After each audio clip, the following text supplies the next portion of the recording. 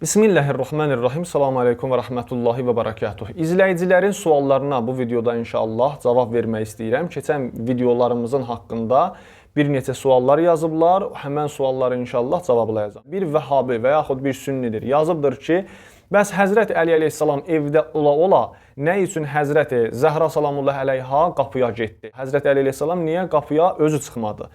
Deməli, əzizlər, bu sualın cavabı budur ki, Həzrət Fatimi Zəhra salamullah əleyha evdə olmayıbdır ki, evdə kişilər otursun və Həzrət Zəhra getsin qapını açsın. Neçə dəfə hücum olubdur. Və həmən hücumda, həmən hadisə ki, qapını yandırıblar, Həzrət Fatimi Zəhraya cəsarət eləyiblər. Həmən hücumda Həzrət Fatimi Zəhra salamullah əleyha qapının ağzında olubdur, qapının arxasında olubdur. Bunu bizə tarixlərimiz, rəvayətlərimiz çatdırır. Bunu bizə tariximiz deyir. Diqqət eləyin əzizlər bu rəvayətlərə. Biharul Ənvar kitabında, Təfsir Əl-Bürhanda, Təfsir Əl-Əyyəşidə, Əvalimul Ulumda və həmçinin Süleymə ibn Qeys Hilalinin kitabında bu rəvayəti gətiriblər, bu hadisəni gətiriblər. Və belədir rəvayət. Deyir ki, Ömər ibn Xattab dedi ki, Əbu Bəkrə, Ömərə, Osmana, kimə? Dedi ki, durun gedək Əlinin evinə, Əlinin qapısına və beyət almaq üçün gəlirdilər. Beləliklə, bunlar yığıldılar neçə nəfər, Xalid ibn Vəlid, Müğeyrət ibn Şöbə, Əbu Ubeydə, neçə nəfər burada, Ömər, Osman, Əbu Bəkr, bunlar hamısı yığıldılar və getdilər Həzrət Əli əleyhissalamın evinə. Fərəəthum Fatimətu, salavatullahi əleyha. Bu halda Həzrət Fatimi Zəhra salamullah əleyha bunları gördü. Bunları gördü ki, gəlirlər əğləqətil babə fi vucuhihim. Həzrət Fatimi Zəhra qapını bunların üzərinə örtdü. Yəni, diqqətiniz olsun əzizlər, Həzrət Fatimi Zəhra qapının ağzında olur ki, bunları görür ki, kənardan gəlir və bunların üzlərinə qapını örtür. Diqqət eləyin, Süleymə ibn Qeys Hilalinin kitabında da belədir. Ömər ibn Xattab və onun ətrafındakılar gəlir, çatır Həzrət Əli əleyhissalamın qapısının ağzına və Fatimətu qaidətun xəlfəl bab. Həzrət Fatimi Zəhra salamullah əleyha oturmuşdu qapının arxasında. Evdə kişilər var idi, bəli, Zübeyir var idi, mühazirlərdən var idi, Həzrət Əli əleyhissalam var idi, kim var? İmam Həsən, İmam Hüseyn var idi. Həzrət Fatimi Zəhra qapının arxasında oturmuşdu ki, bunlar gəlirdi. Ömər ibn Xattab, Əbu Bəkr, Qunfuz, kim, bunlar gəldilər. Və bu anda Həzrət Fatimi Zəhra qapını onların üzərinə örtür. İndi sual ortaya çıxır. Nə üçün bəs Həzrət Fatimi Zəhra elə qapını örtdü və qapının arxasında dayandı? Niyə getmədi? Niyə çəkilmədi kənara? Əzizlər, neçə dəlilləri vardı? Birinci dəlili elə bax bu rəvayətlərdə gəlibdir.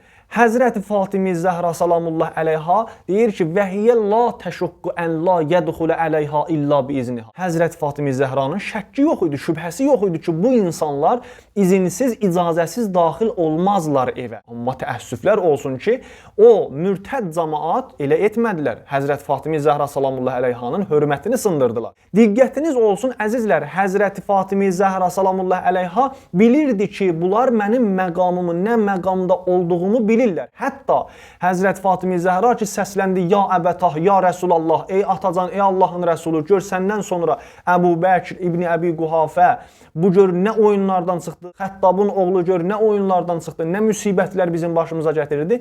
Bu anda hətta İbn Qutaybə Əl-İmamə və Siyasa kitabında gətirir ki, bir iddə insanlar ki, gəlmişdi Ömər ibn Xattabla birlikdə ora, peşman olub ağlaya-ağlaya qayıdıb gedirlər. Amma Ömər ibn Xattab və onunla olanlar qaldı, bir iddia insanlar qaldılar orada və o işləri gördülər, o cinayətləri törətdilər. Əzizlər, Həzrət Zəhra salamullah əleyha bilirdi ki, bu insanların xəbəri vardı ki, Peyğəmbərimiz buyurdu ki, mənim qızım Fatimə mənim bir parçamdır. Bilirdilər ki, Həzrət Peyğəmbərimiz Həzrət Zəhranın barəsində buyurmuşdur ki, Fatimənin rizayəti Allah rizayətidir, Fatimənin qəzəbi Allah qəzəbidir. Bunu bilirdilər. Ona görə Həzrət Fatimi Zəhra qapının arxasında dayandı və icazə vermirdi. Deyirdi ki, yəni bunlar bəlkə utanıb, xəcalət çəkib, əriyib, ölələr, qayıdıb, çıxıb gedələr.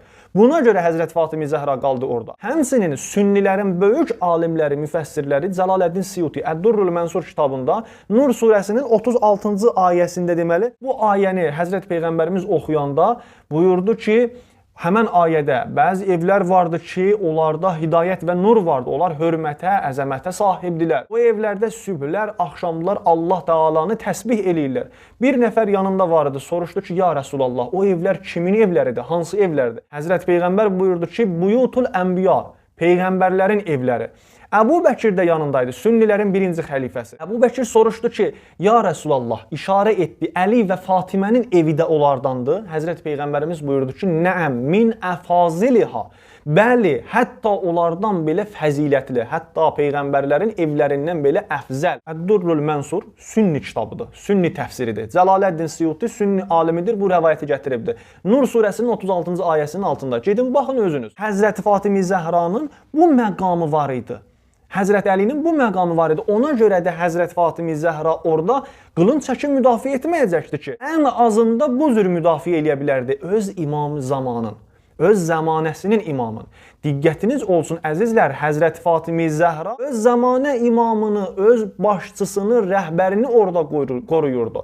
Səhih Müslimdə, Müsnəd Əhməd ibn Həmbəldə, digər kitablarda, sünnilərin, vəhabilərin kitablarında gəlibdir ki, mən matəvələysə fi onuqihi bəyətun matəmitətən cahilliyə. Yaxud mən matəvələm yərif imam-ı zamanəhu matəmitətən cahilliyə. Hər kəs imam-ı zamanının tanımasa və onunla beyəti olmasa, cəhalət ölümü ilə öləcək öləndə. Həzrət Fatimi Zəhra salamullahi əleyhanın imamı Həzrət Əli əleyhissalam idi. Və ən azında da Həzrət Fatimi Zəhra bu cür Həzrət Əli əleyhissalamı müdafiə edə bilərdi. Səhih Buxaridə, Vəhabilərin, Sünnilərin bir nömrəli kitabında, Qur'ana qardaş tutduqları kitablarda deyir ki, orada həmən yeri ki, Həzrət Fatimi Zəhra salamullahi əleyha Əbu Bəkirə qəzəb eləyir, gedir, mirasını tələb eləyir, Əbu Bəkir vermir. Və oradakı qəzəb eləyir, həmən rəvayətdə gətirir ki, Həzrət Fatimi Zəhra salamullahi əleyha ki, dünyadan köçdü, Həzrət Əli əleyhissalamın vicəsi olmadı.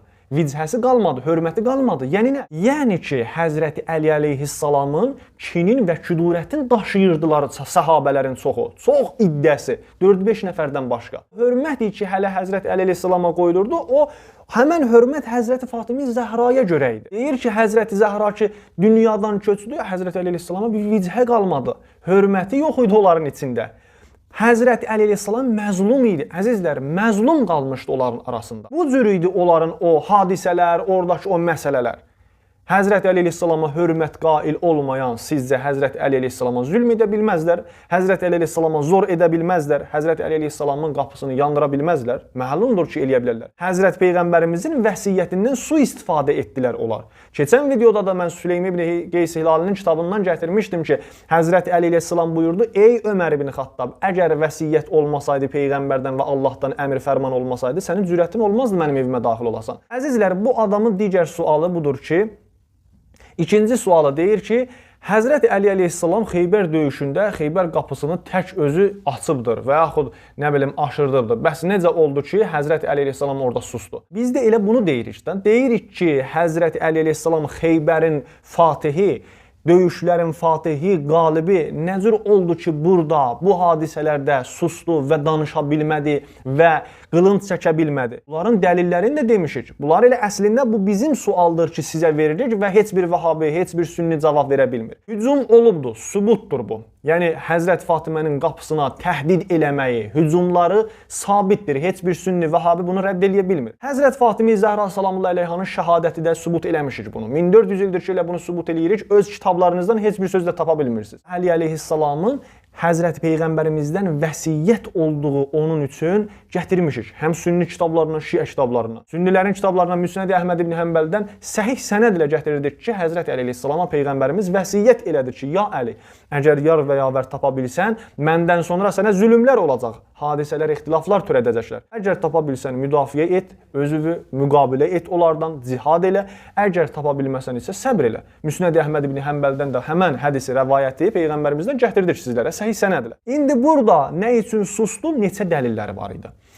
Həzrət Əli əleyhissalam birincisi Həzrət Peyğəmbərimizin vəsiyyətinə görə. İkincisi budur ki, əgər Həzrət Əli əleyhissalam qılınc çəkib döyüşsəydilər, İmam Həsən və İmam Hüseyn əleyhissalam uşaq idilər orada. Məlumdur ki, orada uşaq vaxtında onları öldürəcəklər və beləliklə imamət nəsli qət olardı. İmamət nəsli aradan gedərdi. Ona görə də qılınc çəkmədi. Üçüncüsü, Həzrət Əli əleyhissalam əgər qılınc çəksəydi orada, buna əmin olun ki, əgər orada Həzrət Zəhra salamullah əleyhanı şəhid etsəydilər, buna əmin olun ki, bir neçə vaxtdan sonra deyəcəkdilər ki, Əli riyasətə görə, nə bilim xilafətə görə öz həyat yoldaşını qılınc ağzına verdi, öldürtdürdü. Necə ki Əmmar ibn Yasirin hadisəsində dedilər. Əmmar ibn Yasiri öldürdülər ki, şəhid elədilər ki, Siffeyn döyüşündə Muaviyyənin ordusu Əbul-Qadiyə Həzrəti Əmmarı öldürdü. Həmən vaxtda söz getdi, çıxdı Əmrah sözü apardı Muaviyyənin yanına. Muaviyyə dedi ki, biz Əmmarı öldürməmişik ki. Onu Əli öldürdü, onu Əlinin ətrafındakılar öldürdü. Dedi, necə? Dedi, Əmmar ibn Yasiri Əli və onun ətrafındakılar gətirib atdılar bizim qılınclarımızın qarşısına. Həzrət Əli əleyhissalam bu sözü eşidəndən sonra dedi ki, ey Muaviyyə, əgər sənin dediyin bu söz belə, yəni düz bir söz olsa, o zaman Peyğəmbər də Həmzəni öldürübdü. Həmzəni öldürə, Həmzə Seyyidüş Şühədanı da Peyğəmbər öldürübdü. Çünki onun döyüşündə Həmzə getdi qabağa, düşmənin qarşısına. Həmçinin o qədər müsəlmanlar ki, şəhid oldu, onların onda hamısını Peyğəmbər öldürübdü. Muaviyyə lal oldu və heç bir söz tapa bilmədi.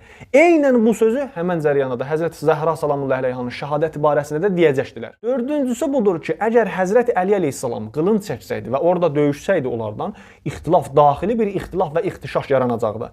Və ondan da sonra məlumdur ki, İslam ölkəsini xaricdən nə qədər təhdid olunurdu, təhdid eləyirdilər, ordu dəyəcəkdi, İslam ordusu bir-birinə dəyəcəkdi, xarici ölkələrdən hücum olacaqdı torpaqlara. Müsəlmanlar dindən çıxmışdı, biraz da dindən çıxacaqdılar. Ona görə də Həzrət Əli əleyhissalam qılınc çəkmədi.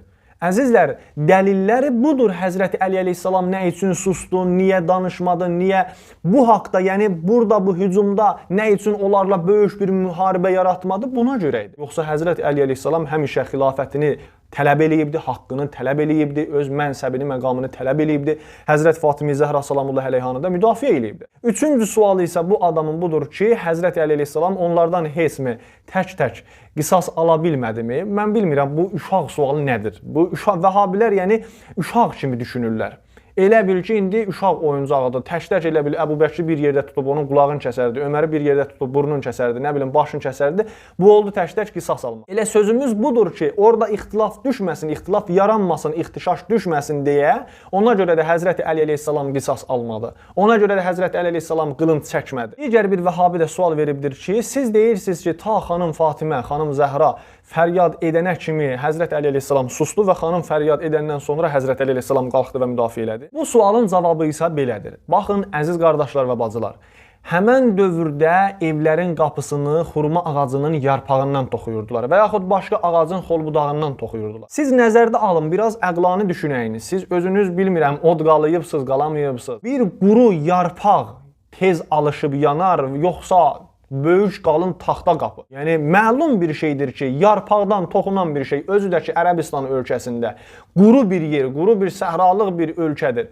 Orada quru yarpağa elə odu, bir məşəli orada işarə etsən, orada dərhal alışıb yanar. Özü də ki yarpaqdan olan bir şey. Həzrət Əli əleyhissalamın da evinin qapısı ya xurma ağacının yarpağından toxunubdur. Siz nəzərdə alın, Ömər ibn Xattab bu yarpaqdan toxunmuş qapıya od vurur. Həzrət Zəhra salamullahi əleyhanın evinin qapısı böyük dəmir qapıdan olmayıbdı və yaxud böyük qalın qapıdan olmayıbdı. Tarixdə gəlir ki, onun qapısı, Həzrət Zəhra salamullahi əleyhanın evinin qapısı xurma yarpağından düzəlmişdi, toxunmuşdu. Və bu hadisədə bir anidə olur, orada od vururlar, yanan an dərhal o yanır və orada sındırırlar qapını. Qapını təpiklə sındırırlar, keçirlər içəri və Həzrət Fatimə Zəhranı o cür vuranda və Həzrət Zəhra ki fəryad eləyibdi, Həzrət Əli əleyhissalam da dərhal çıxır çölə. Nəinki 5 dəqiqə çəkə, 10 dəqiqə çəkə qapının yanmağı, yarım saat çəkə Həzrət Fatimənin fəryad eləməyi, yarım saat çəkə Həzrət Əli əleyhissalamın evdən çıxmağı. Belə deyildi ki,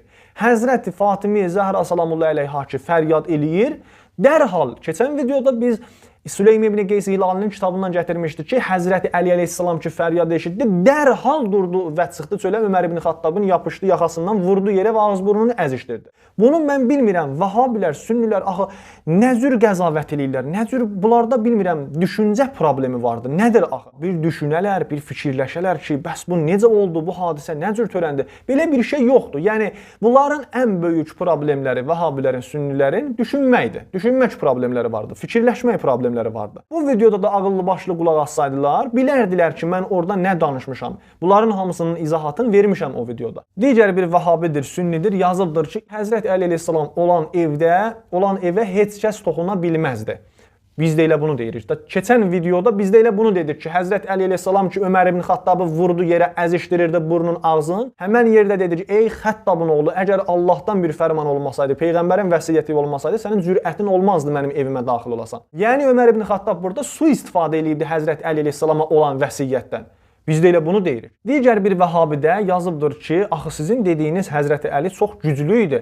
Həmişə də bu vəhabilər Həzrət Əli əleyhissalamın bu gücündən, şücaətindən, qüvvətindən danışanda məsxərə ilə danışır. Eynən bu öz mübəlliğləri kimi. Bunların mübəlliğləri də o cür məsxərə eləyir Həzrət Əli əleyhissalamın gücün, qüvvətini. Diqqət eləyin əzizlər. Bunların xəlifələri həmən xəlifələrdəki döyüşlərin hamısından qaçıblar peyğəmbərimizin zamanında. Ömər ibn Xattab özü etiraf eləyir ki, deyir, mən Uhud müharibəsində dağ keçisi kimi dağlardan dırmaşırdım, qaçırdım. Osman ibn Əffan qaçıb gedir, 3 gündən sonra qayıdır. Əbu Bəkir qaçıb gedir, Hasandan Hasana tapılır, Mədinəyə gəlir. Yəni bu cür insanlar idi. Həzrət Peyğəmbərimiz də buyurur ki, çox yol getdiniz, çox yolu qaçdınız. Lazım deyildi o qədər yol qaçasınız. Yəni bunların xəlifələrinin şücaəti budur. Həzrət Əli əleyhissalamın da şücaəti bu idi ki, 70 neçə dənə yara götürdü Uhud müharibəsində, amma Həzrət Peyğəmbərimizi tərk etmədi. Həzrət Peyğəmbərimizi tərk etmədi. Xeybərin fatihi idi. Bütün döyüşlərin fatihi idi Həzrət Əli əleyhissalam. Amma bir yerdə gətirin ki, Ömər, Osman, Əbu Bəkr Peyğəmbərimizin o döyüşlərində bir dənə kafiri öldürsünlər. Bir dənə kafiri, müşriki yaralasınlar. Gətirin görək. Yoxdur. Eləyə bilməzsiniz gətirəsiniz. Çünki onlar qorxaq bir adam idi. İndi bu adam da belə deyir burada. Gəlin məsxərə indi. Ardında deyir ki, Həzrət Əli əleyhissalam deyirsiniz ki, çox güclü idi, cavan idi, amma Osman 80 yaşı var idi, həm də qoca idi, həm də ki, əsir tutmuşdular. Deməli, biz o videoda demişdik ki, nə üçün bəs siz deyirsiniz, Həzrət Əli əleyhissalam müdafiə etmədi Həzrət Zəhranı və halbuki biz sübut elədik ki, müdafiə etmişdi. Osman ibn Əffana bir sual verdik ki, niyə sən öz arvadını, həyat yoldaşını qorumadın? Sünnilərə, vəhabilərə sual verdik ki, niyə sizin bu xəlifə heç olmasa bircə kəlmə demədi? O adam isə gəlib buradan güc-qüvvətdən danışır. Əziz qardaş, biz güc-qüvvət sözü söhbəti danışmırıq. Qeyrət məsələsi sözlə də olar. Qeyrət məsələsi sözlə, danışıqla da olar. Deyirik ki, heç olmasa Osman ibn Əffan tutaq ki, yaxşı qoca idi. Eybi yoxdur. Amma vəhabilər özləri deyirlər ki, Osman ibn Əffan gedirdi, məscidə namaz qılırdı, gəlirdi, nə edirdi, nə işlər görürdü. Hələ biz deyək ki, qılınc çəkməsin, heç bir iş görməsin. Amma heç olmasa bir cümlə deyə bilərdi ki, mənim həyat yoldaşımla nə işiniz vardı? Niyə onu soyundurursunuz? Nə üçün onun paltarını soyundurursunuz əynindən? Niyə ona ihanət eləyirsiniz, cəsarət eləyirsiniz? Heç olmasa bu sözləri deyərdi. Biz qeyrəti hələ ən az səviyyəsini biz tutub və deyirik ki, Osman heç olmasa bu sözləri deyərdi. Niyə demədi? Nə üçün bu işləri görmədi? Sizlərə sual verdik, cavabı gəlmədi amma. Niyə sahabələr, o ədalətli sahabələr, o cənnətli sahabələr deyirsiniz? Niyə Osman ibn Əffanı qorumadılar? Axı Osman ibn Əffan xəlifə idi, amma Həzrət Əli əleyhissalam xəlifə deyildi. Sahabəsi ancaq 3-4 nəfər idi. Yar və yavəri 3-4 nəfər idi. Sahabələr gedib ona yar olmadılar, döyüşçüsü yox idi. Amma Osman ibn Əffan necə? Xəlifə idi, onun ordusu var idi. Niyə ordusu onun dadına, fəryadına çatmadı? Məyər bundan qeyridir ki, Osman ibn Əffan Beytülmalı, müsəlmanların malını talan elədi, yedi, nə bilim, öz qohum aqrabasının arasında bölüşdürdü, Bəni Ümeyyə lə'n olunmuş Bəni Ümeyyəni gətirdi, iş üstünə saldı, ona görə öldürdülər. Bu məsələyə də cavab budur. Həzrət Əli əleyhissalam bizim Əmirəl-Mömin Əsədullahil Qalib Həzrət Fatimə Zəhranı müdafiə eləyibdi. Amma sizin Osman ibn Əffan heç olmasa dillə, sözlə belə bir söz deməyibdi, müdafiə etməyibdi. Sözümüz budur. Nəinki güc-qüvvət məsələsi olar. Güc-qüvvət məsələsini biz də qəbul etdik. Yaxşı, Osman ibn Əffan olsun, qocadır. Qocadır, qılınc çəkməz. Söz ki danışa bilər, bir söz ki deyə bilər, amma bunu deməmişdi. Vəssalamu aleykum və rəhmətullah.